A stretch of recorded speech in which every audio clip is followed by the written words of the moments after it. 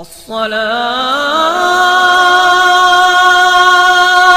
خير من النوم. السلام عليكم ورحمة الله وبركاته.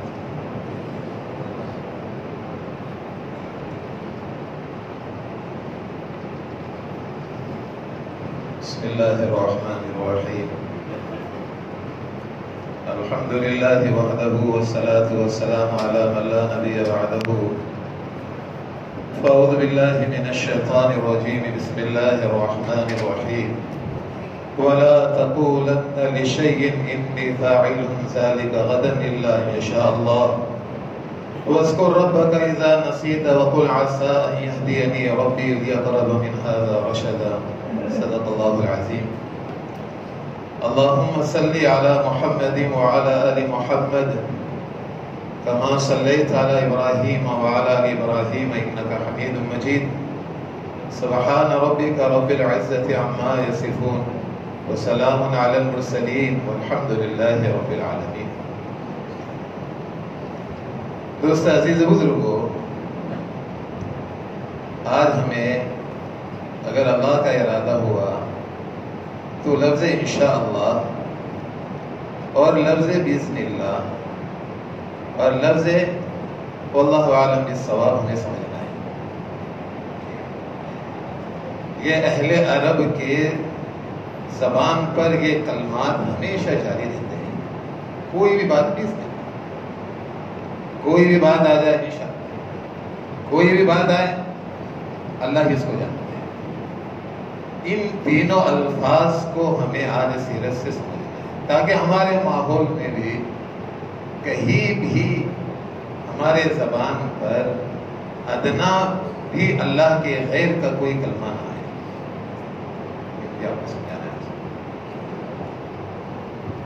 پہلی بات، اول وہلے میں اللہ کہنا یہ برکت کا ذریعہ ہے. پہلی بات شیخ یوسف رحمۃ اللہ علیہ کی کہ بات آتی ہی اب اللہ ہے کہ یہ برکت کا ذریعہ ہے. آپ صلی اللہ علیہ وسلم خیر النساء فاطمہ الزہرا رضی اللہ عنہا کے گھر آئے. فرمایا بیٹی کھانے کے لیے کچھ ہے؟ فرمایا ابا جان پکا ہے ہمارے یہاں. جناب کریم صلی اللہ علیہ وسلم باہر گئے. اتنے میں ایک روٹی اور ایک بوٹی گوشت کی ہدیہ میں آئی. اور فاطمہ رضی اللہ عنہا نے حضرت حسن رضی اللہ عنہ سے فرمایا جاؤ اپنے نانا کو بلانا.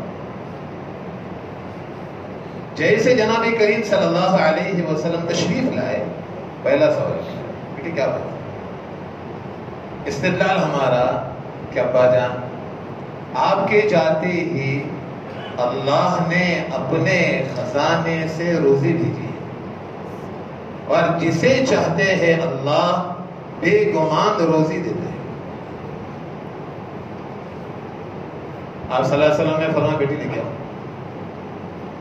حضرت فاطمہ رضی اللہ عنہا اس جگہ گئی جہاں ایک کھانا رکھا ہوا تھا. شیخ یوسف رحمۃ اللہ علیہ نے لکھا کہ دیکھا کہ ایک گوشت کا ٹکڑا ہو تو پیالے سے بھرا ہو. پہلی برکت گوشت میں. اور جہاں ایک روٹی رکھی ہوئی تو روٹیوں سے بھرا ہو. ایک ظاہراً برکت دکھائی، باطناً برکت کیا ہے؟ آپ صلی اللہ علیہ وسلم نے کھایا، ازواج مطہرات کو کھلایا، فاطمہ اور حسنین کو کھلایا اور یہ جملہ کہا بیٹی تو نے وہ کلمہ کہا ہے جو سیدنا زکریا علیہ السلام کے سامنے حضرت مریم رضی اللہ عنہا نے کہا تھا. فرمایا یہ کھانا میں پورے مدینہ کو کھلاؤں گا نا تب بھی یہ بچے. یہ پہلا اصول ہے کہ پہلا کلمہ زبان سے نکالنا تو اللہ ہی نکالنا کہ اللہ نے کیا. دوسرا جملہ کیونکہ مجھے آگے سنانا اور انبیاء کرام کی شان کا خیال رکھتے ہوئے یہ واقعات سنانا ہے. ایسا کوئی لفظ نہ نکلے جو ان مقربین اور برگزیدہ لوگوں کے لیے ایک کوئی لفظ زبان سے. ارادہ اور مشیت فقط اللہ ہی کی. دنیا میں کسی کا کوئی ارادہ نہیں ہے، یاد رکھنا۔ عبد الرحمن ابن عوف رضی اللہ عنہ کا مقولہ شیخ اسلام رحمۃ اللہ علیہ نے لکھا ہے صحابہ نے کہ ہم نے اللہ کو پہچانا ارادوں کے ٹوٹنے پر۔ ہمارا دل ایک ارادہ کرتا ہے لیکن وہ پورا نہیں ہوتا ہے، پتہ چلتا ہے کہ ہمارے ارادے پر قبضہ اللہ کا ہے۔ چھوٹی مثال بھی دوں گا، سیرت میں اس کی مثال بھی ہے۔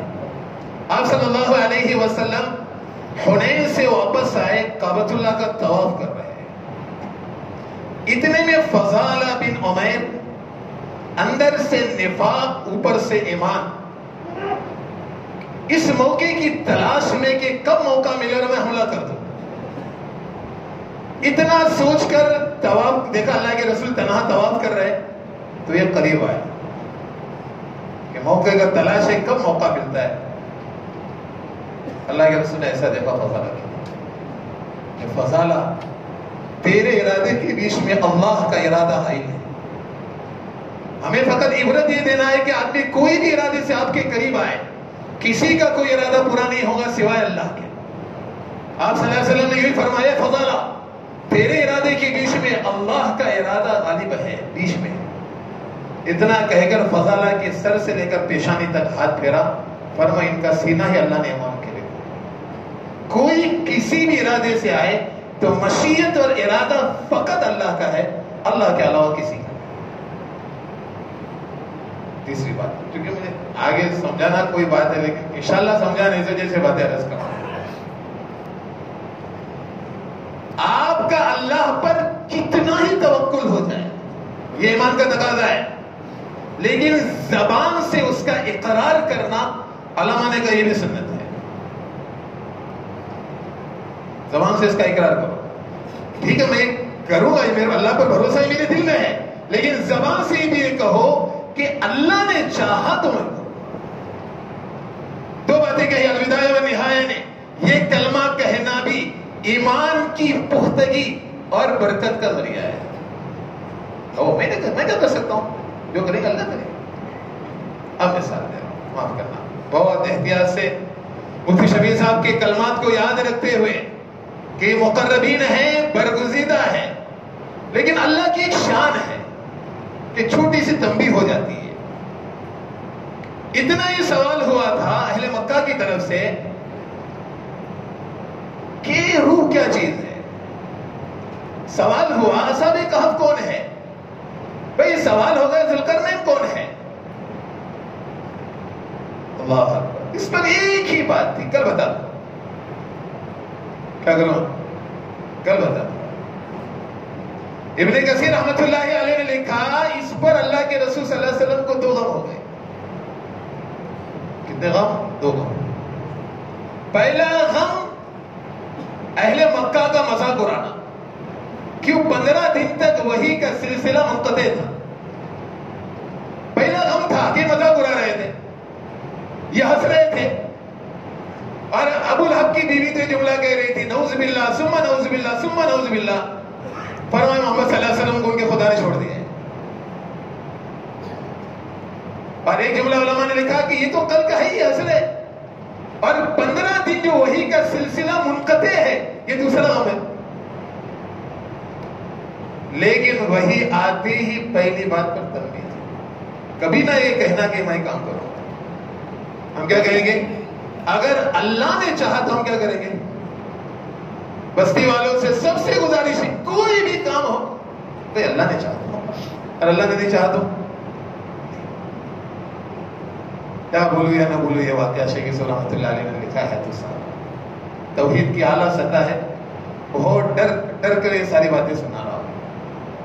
ہمارے ماحول میں اللہ کے خیر کا ادنا لفظ بھی نہیں آنا چاہیے، بہت ڈر کر سنا رہا ہوں۔ طفیل بن عبداللہ امی عائشہ کے اماں جان کی طرف سے رشتہ ہوتا ہے، انہوں نے قصہ سنایا، بہت ڈر کر سنا رہا کہ میں نے خواب میں نصارہ کی ایک جماعت سے ملاقات کی۔ میں نے کہا تمہارا سب اچھا ہے لیکن تم نے عیسیٰ علیہ السلام کو اللہ کا بندہ بیٹا بنا دیا۔ پھر میری ملاقات یہود کی جماعت سے ہوئی تو میں نے کہا تم سب اچھے ہو، لیکن تم نے حسین علیہ السلام کو اللہ کا بیٹا بنا لیا. اگلا جملہ میں نے کہا تم بھی بہت اچھے ہو، لیکن تم جو یہ کہتے ہو نا اللہ چاہے محمد صلی اللہ علیہ وسلم چاہے، ایک کلمے میں جو دونوں کو ملا رہے نا، انہوں نے آ کر یہ خواب نبی کریم صلی اللہ علیہ وسلم کو سنایا. اللہ کے رسول صلی اللہ علیہ وسلم منبر پر آئے اور ایک ہی جملہ کہا، چاہت فقط وحدہ لا شریک لہ کی ہے. مل کر کبھی جملہ نہ کہا نہ اللہ چاہے محمد صلی اللہ علیہ وسلم چاہے، مل کر جملہ نہ کہا کہ چاہت دنیا میں فقط اللہ کے علاوہ کسی کی نہیں ہے. اس سطح سے توحید ہمیں سمجھائی گئی ہے، صحابہ کو ان کے ذریعے ہمیں سمجھائی گئی. کس سے لمبے نے جانا. کبھی آدمی کو یہ سمجھ میں آتا ہے کہ میرے پاس طاقت ہے، میرے پاس اسباب مہیا ہے، میں بہت ڈرتے ہوئے سنا رہا ہوں، ہماری زبانیں پاک رہے اللہ کے غیر سے. میں تو کرنے والا ہوں نا، اللہ کو کیا شامل کر رہا ہے؟ نہیں کہنا جملہ. ایک ہی اچھے ارادے سے فقط کہ سب اللہ کے راستے کے مجاہد پیدا ہو جائیں گے. بہت الفاظ میں تول کر کہہ رہا ہوں اشارتاً، سب اللہ کے راستے کے مجاہد پیدا ہو جائیں گے، یہ سب اللہ کے راستے میں کام آئیں گے، لیکن فقط انشاءاللہ کہنا بھول گئے. تو روایتوں میں ہے آپ صلی اللہ علیہ وسلم نے فرمایا 100 کے اوپر چکر، ابن کثیر کی روایت 70، ایک روایت 90، سب پر چکر اگر ہاتھ میں کیا آیا؟ اناب، آدھا بچہ، اور وہ بھی خادمہ نے دائیا نے لا کر تخت پر رکھ دیا، جن کو ایسی حکومت دی گئی تھی کہ کائنات میں آج تک کسی کو ایسی حکومت نہیں دی گئی. ان کو کہا، اشارہ یہ تھا کہ تمہاری طاقت، تمہارے اسباب سب ہو جائے، لیکن جب تک اللہ کا ارادہ شامل نہیں ہوگا کوئی چیز پوری نہیں ہونے والی ہے. ایک گزارش ہے بستی والوں سے، سب سے، اپنے زبان سے ایسا کوئی کلمہ نہ کہے، چاہے طاقت ہو، چاہے مرتبہ ہو، چاہے کچھ بھی، اللہ نے چاہا. اللہ نے نہیں چاہا تو کہیں گے انشاءاللہ. دوسرا جملہ سمجھنا ہے، بِإِذْنِ اللَّهِ. پہلے اللہ کے رسول کی زندگی سے واقعہ سمجھیں گے، پھر عیسیٰ علیہ السلام کی طرف آ جائیں گے. دل چاہتا ہے تاکہ ہمارے ماحول کے کلمات بھی خوبصورت رہے. آپ صلی اللہ علیہ وسلم کے بیٹے حضرت ابراہیم رضی اللہ عنہ کا انتقال ہو گیا، اور اللہ کی شان ایسی، جس دن انتقال ہوا اسی دن سورج غائب ہو گیا. صحابہ آپس میں کہنے لگے، دیکھو ان کے انتقال پر سورج ہم منا رہا ہے. روایتوں میں فقط ایک کے بارے میں آتا ہے، حضرت یحییٰ علیہ السلام جب ان کو ذبح کیا گیا تو آسمانی دنیا 3 دن تک سرخ تھی حضرت یحییٰ علیہ السلام کی موت پر. اور حیات الصحابہ میں ہے، حضرت حسین رضی اللہ عنہ کو جب شہید کیا گیا تو بلاد شام کے ہر پتھر کے نیچے خون نظر آ رہا. اب حضرت ان کا انتقال ہوا. کہنے والے نے ایک جملہ کہا، بھائی آج سورج بھی غم منا رہا ہے. آپ صلی اللہ علیہ وسلم نے فرمایا، سورج اور چاند اللہ کی نشانیوں میں سے ایک نشانی ہے، جب چاہتے ہیں تب اللہ ان کو بے نور کرتے ہیں، کسی کی زندگی اور موت سے اس کا کوئی تعلق نہیں. ہمیں کیا سنا سمجھانا آج؟ عیسیٰ علیہ السلام کے ذریعے پہلا کام ہوتا تھا، وَإِسْتَخْلُقُ مِنَ الطِّينِ كَهَيَةِ الطَّيْرِ بِإِذْنِهِ. یہ گارے سے ایک چڑیا کی شکل بناتے تھے، لیکن بنانے میں پہلا جملہ کہتے تھے بِإِذْنِ اللَّهِ، اللہ کے حکم سے، اور بنانے کے بعد اس کے اندر پھونک مارتے تھے جس سے چڑیا ایک زندہ بن کر اڑتی تھی، اس کے جملہ میں کہتے تھے بِإِذْنِ اللَّهِ. کس نے کیا ہے؟ اللہ نے کیا، میرے کرنے سے کچھ نہیں ہوا. دوسرا جملہ وَإِسْتُبْرِئُ الْأَكْمَحَ وَالْأَبْرَصَ. اکمہ کس کو کہتے ہیں؟ مفسرین سے پوچھے. کسی نے کہا مادر ذات جو اندھا ہے اس کو بینا کر دیتے تھے. کسی نے کہا جس کو دن کو نظر آئے رات کو نظر نہیں آئے. فرمایا ان کو سامنے لایا جاتا تھا، ایک پھونک مارتے تھے اس کی آنکھیں کھل جاتی تھی. لیکن جملہ کیا کہتے تھے؟ لیکن عجیب بات دیکھیے، ہم سب کے کام کیا ایک بات ہے، یہ کرنے سے پہلے حضرت عیسیٰ علیہ السلام 2 رکعت نماز پڑھتے تھے. ہم سب کی حاجتوں کے لیے بہترین عمل ہے، 2 رکعت پڑھتے تھے. پہلی رکعت میں تبارک الذی پڑھتے تھے بیدہ الملک، اور دوسری رکعت میں الف لام میم سجدہ پڑھ لیتے تھے. پڑھ کر فارغ ہو گئے، پھر 7 کلمات کہتے تھے. کتنے کلمات کہتے تھے؟ پھر وہ 7 کلمات کہتے تھے. پہلا کلمہ یا حیو، دوسرا کلمہ یا قیوم، یا اللہ، یا رحمان، یا ذل جلال والاکرام. یا نور السماوات والارض وما بینہما رب العرش العظیم. اور آخر میں کہتے تھے یا رب. اور ان کے بعد دعا کے لیے ہاتھ اٹھاتے تھے. اس پر یہ ظاہر کے خلاف اللہ رب العزت چیزیں فرماتے تھے کہ مادر ذات نابینا کیا ہوتا تھا, اس کی آنکھیں کھلتی تھی. ہم سے بھی گزارش ہے, ایک تو ہمیں تقاضا یہ ہے کہ ہم لوگ اللہ کہیں گے, اللہ کے علاوہ زبان سے کوئی جملہ نہیں کہیں گے. اور زندگی میں کوئی مسائل آ جائے, ہم بھی 2 رکعت نماز پڑھ لے, 2 رکعت نماز پڑھ کے یہ کر لے. ایک بات اور یاد آئی, میں دیکھتا لوگ حاجتوں میں اللہ کے غیر کے بات جاتے. ہمارے پاس شیخ صاحب کا جملہ سنا رہا ہوں, اللہ کے رسول صلی اللہ علیہ وسلم کے دیے ہوئے اعمال انہوں نے قبولیت کی ٹھکانے دیکھے ہوئے. آپ صلی اللہ علیہ وسلم کی دعاؤں نے قبولیت کی ٹھکانے دیکھے ہوئے. تو ہم کوشش کریں گے جو انبیاء کرام کی زندگی کے مسنون عمل ہے, فرمایا ان کے ذریعے ہی اپنی حاجتوں اور دعاؤں کو ہم پرواز دیں گے. مثال دے رہا, ابو میلک رضی اللہ عنہ سفر میں ان کو ایک ڈاکو ملا. ڈاکو نے کہا پہلے تیری جان لوں گا, بعد میں تیرا مال لوں گا. بتا دیکھ, مال تیرا مقصود ہے, جان تیری مقصود نہیں, پہلے تجھے مال دے لے, مجھے چھوڑ دے. فرمایا نہیں, پہلے جان بعد میں مال. انہوں نے کہا 2 رکعت نماز پڑھ لو. مختصر قصہ سنا رہا ہے, آگے مجھے سنا ہے, واللہ علیہ ثواب. انہوں نے کہا پڑھ لے. 2 رکعت نماز سے فارغ ہوئے اور آسمانی دنیا کی طرف دیکھ کر دعا کی, یا ودود یا ذل عرش المجید یا فعال لما يريد اسالك بعزتك التي لا ترام وملكك الذي لا يضام وبنورك الذي ما اركان عرشك ان تخفي شر هذا اللص يا مغيث اغثني يا مغيث اغثني يا مغيث اغثني. 3 مرتبہ کہا. آسمانی دنیا سے شہ سوار نمودار ہوا, اس کے ہاتھ میں نیزہ تھا, اس سے جو پھینک کر مارا جھاکو ڈگا وہ ڈھیر ہو گیا. انہوں نے سلام پھیرا, سلام پھیرنے کے بعد اس کو پکڑ لیا تو کون ہے, کہ تو نے جب یہ دعا کے کلمات کہے اور یا مغیث اغیث نے کہا تو آسمانی دنیا کے دروازے کھولے گئے. جب تو نے دوسری مرتبہ کہا آسمانی دنیا پر زلزلہ طاری ہو گیا. میں نے اللہ سے دعا کی, یا اللہ اس مظلوم کی مدد کے لیے مجھے اتار. جب تو نے تیسری مرتبہ کہا تو میں زمین پر آ چکا تھا, میں نے وار کر دیا. لیکن جاتے جاتے جملہ گئی, تیرے لیے خاص نہیں ہے. محمد صلی اللہ علیہ وسلم کی امت جس کو بھی مسائل آ جائے وہ 4 رکعت صلاۃ الحاجہ پڑھ لے اور ان کلمات کے ساتھ دعا کر لے, اس کی بھی ایسی مدد ہوگی جیسے تیری مدد ہوئی. یا عیسیٰ علیہ السلام کا عمل یا ابو میلک رضی اللہ عنہ کا عمل. تیسرا جملہ سنانا ہے, واللہ علیہ. کسی بھی بات میں اختلاف رائے ہو جائے تو اپنی بات نہیں کہنا, سنت کیا کیا کہیں گے. قال قائل منهم كم لبثتم قالوا لبثنا يوما او بعضا قالوا ربكم اعلم بما لبثتم. اصحاب کہف کے بیچ میں اختلاف ہو گیا, ہم کتنا ٹھہرے. وہ کہتا ہے 1 دن, ایک نے کہا 1 دن سے بھی کم. ورنہ ہمارے علماء سے پوچھئے, قمری اعتبار سے 300 سال. کتنے سال؟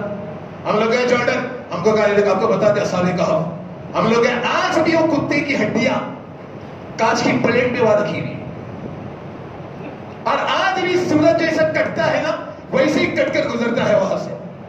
میں دیکھ رہا تھا اطراف پہ پہاڑوں کو, میں نے کہا اس زمانے میں اتنے سال پہلے آج بھی یہ ویران ہے, اس سال پہلے کتنا ویران ہو گئے. لیکن اختلاف رائے ہوا, کیا بات سامنے آئی؟ بھئی اللہ جانتے ہیں, ہم بھی ماحول میں جملے گئے, اللہ جانتے ہیں. پھر اختلاف رائے ہوا, کتنے لوگ تھے؟ کسی نے کہا 3 تھے, 14 ان کا کتا تھا, کسی نے کہا 5 اور 6 ان کا کتا. اللہ نے کیا کہا؟ اللہ جانتے ہیں وہ کتنے لوگ تھے. اس وجہ سے آپ سے ایک چھوٹی سی گزارش کی, کوئی بھی کام کرنا انشاءاللہ, کوئی بھی بات خلق عادت چیز سامنے آئی باذن اللہ, کوئی بات میں اختلاف ہوا ہے, ہم لوگ کیا کہیں گے؟ واللہ علیہ. دوست عزیز بزرگوں, یہ ہے ایمان کے سیکھنے کے اسباب اور یہ ہے ایمان کے سیکھنے کے اسباب. کریں انشاءاللہ. اس لیے آپ سے گزارش ہے ایمانی حلقوں میں, تعلیم کی حلقوں میں اہتمام سے اپنے آپ کو بٹھائے. ماشاءاللہ اب اجتماعات ہے, اللہ کا احسان ہے. کل اجتماع کے تعلق سے مشورہ ہے پہاڑ میں, آپ سب سے گزارش ہے دعا کی طاقت لگانا. ہمارے بستی والے ہیں, ان کے سامنے کوئی بھی امر ایسا نہ رہے کہ ان کے سامنے نہیں. ہم تو پورے عالم کو یہ بات کہتے ہیں کہ جو بات آپ کے تقاضوں میں آج آپ کے گھر والوں کو بھی سنا ہو, تاکہ آپ کے گھر والے بھی متفکر رہے. ہم بستی والے سے کہہ رہے ہیں ماشاءاللہ کل نظم کا مشورہ ہے, دعا کرے اللہ سارے امور کو آسان فرمائے, اجتماع کو بھی آسان فرمائے.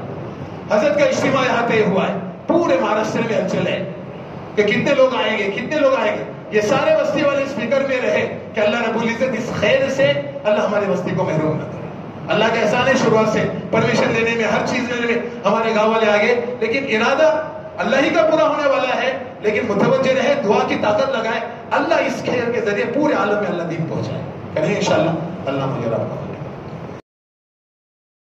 Subscribe now and press the bell icon. Never miss an update.